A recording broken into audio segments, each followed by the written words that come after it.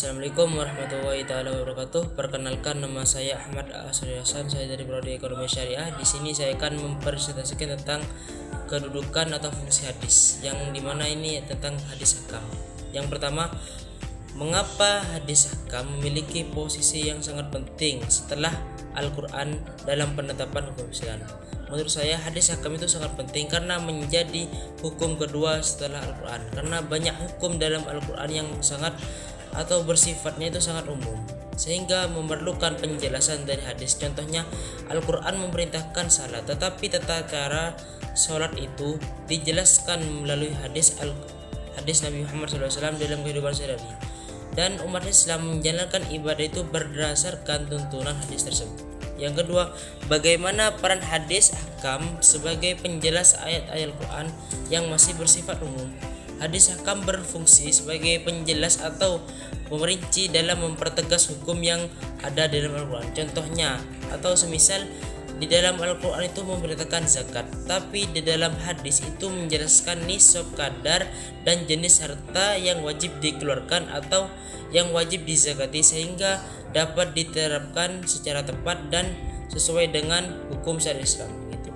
Yang ketiga, apakah hadis ahkam itu masih relevan dijadikan pedoman di dalam kehidupan sosial dan ekonomi? Menurut saya itu sangat relevan, karena di dalam hadis tersebut terdapat nilai-nilai yang terkandung dan di dalam hadis tersebut bersifat universal seperti kejujuran, tanggung jawab, dan prinsip-prinsip tersebut dibutuhkan di dalam tanggung jawab sosial media untuk menciptakan hubungan yang sehat dan adil. Yang keempat adalah apa dampak yang akan terjadi jika umat Islam memahami Al-Quran tanpa merujuk kepada hadis ahkam. Menurut saya, pemahaman hukum Islam adalah menjadi tidak lengkap dan berpotensi menimbulkan kesalahan dan perselisihan, karena banyak ketentuan ibadah dan muamalah yang tidak dipahami secara utuh tanpa penjelasan dari hadis. Yang kelima yaitu bagaimana pandangan Anda terhadap penerapan hadis ahkam di dalam sistem ekonomi. Menurut saya, di dalam hadis ahkam itu terdapat landasan penting, karena di dalamnya terdapat pengembangan ekonomi syariah, termasuk di dalam perbankan syariah terdapat transaksi digital dan terdapat prinsip-prinsip larangan riba, gharar, dan ketidakjelasan, dan penipuan tetap relevan untuk menjaga keadilan dan keamanan transaksi modern. Yang keenam, mengapa hadis ahkam tidak hanya berfungsi sebagai aturan hukum tetapi juga sebagai pembinaan moral dan spiritual? Karena di dalam hadis itu terdapat tujuan hukum Islam bukan hanya mengatur perilaku lahiriah, tetapi juga membentuk karakter manusia yang bertakwa, mengajarkan hadis kejujuran, kesabaran, amanah, dan rasa tanggung jawab yang dapat berdampak pada kualitas moral dan spiritual seseorang. Yang nomor 7, hubungan antara pemahaman hadis ahkam dengan terbentuknya sikap jujur dan amanah dan adil. Pemahaman hadis tersebut di dalam hadis ahkam mendorong seseorang untuk menerapkan nilai-nilai Islam yang berlaku atau nilai Islam dalam kehidupan. Ketika seseorang memahami larangan berdusta, berkhianat, zalim, atau ia akan terdorong bersikap jujur, amanah, dan adil. Jadi sangat dianjurkan kita untuk menelaah atau mempelajari hadis tersebut, karena terdapat hukum yang akan terjadi di kehidupan sosial. Yang ke-8, bagaimana cara generasi muda memahami dan mengamalkan hadis ahkam di era modern seperti ini? Generasi muda itu dapat memanfaatkan teknologi seperti aplikasi hadis, media pembelajaran digital, dan kajian daring. Contohnya seperti terdapat majelis-majelis ilmu atau majelis yang tentang mempelajari soal hadis tapi dengan cara daring melalui sosial media. Dan itu pemahaman hadis tersebut perlu dikaitkan dengan masalah kehidupan sehari-hari agar tidak mudah diombang-ambing atau tidak mudah dipahami secara detail, dipahami secara dengan singkat. Tapi pemahaman itu sangat penting hingga mendalam sehingga tidak ada kesalahpahaman antar hadis atau pengertian hadis tersebut.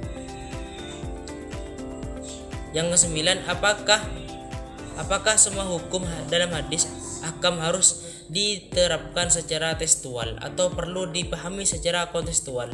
Menurut saya keduanya itu sangat perlu atau sangat penting.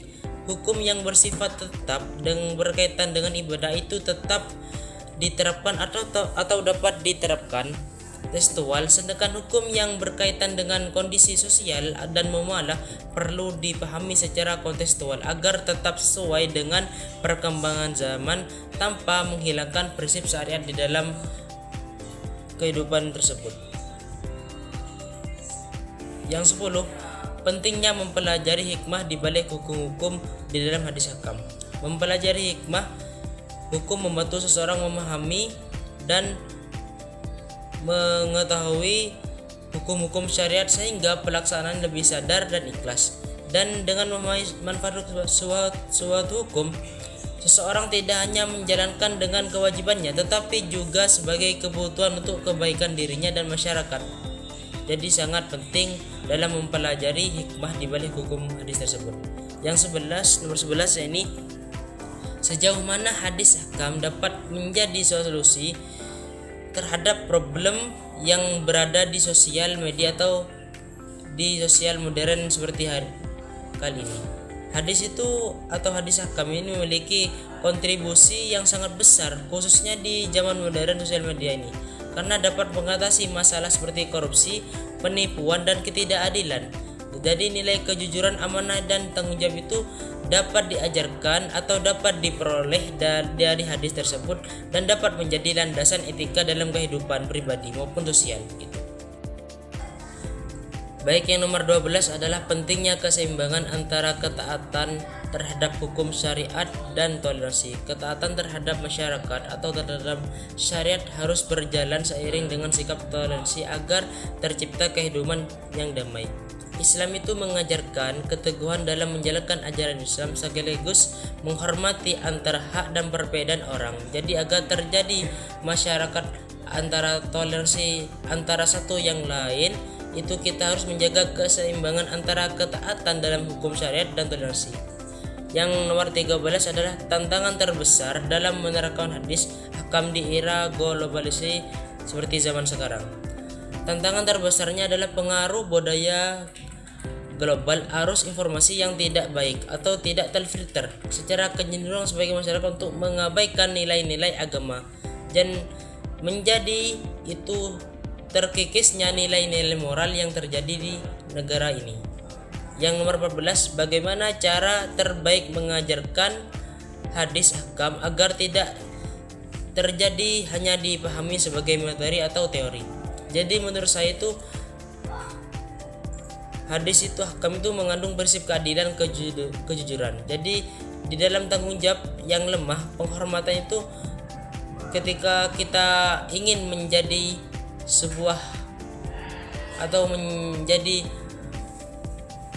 mahasiswa, jadi kita harus bagaimana cara kita agar tidak menjadikan hadis itu sebagai materi. Kita contohnya di dalam pesantren atau dunia pendidikan, jadi kita harus mencari guru yang sangat memiliki sanad keilmuan yang sangat tinggi. Contohnya kita itu berguru di pesantren, jadi contohnya kita mempelajari hadis itu di dalam pesantren dengan guru-guru kita, dan kita dapat mengamalkan itu secara langsung, bukan hanya secara teori atau materi saja. Yang nomor 15, apakah penerapan hadis ahkam dapat menciptakan masyarakat yang sangat harmonis dan keadilan?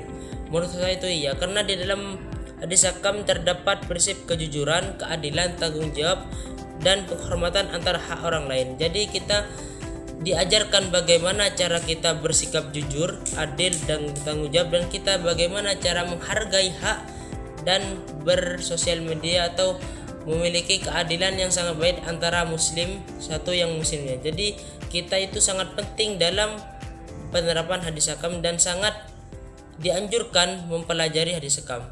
Cukup sekian dari saya. Wassalamualaikum warahmatullahi wabarakatuh.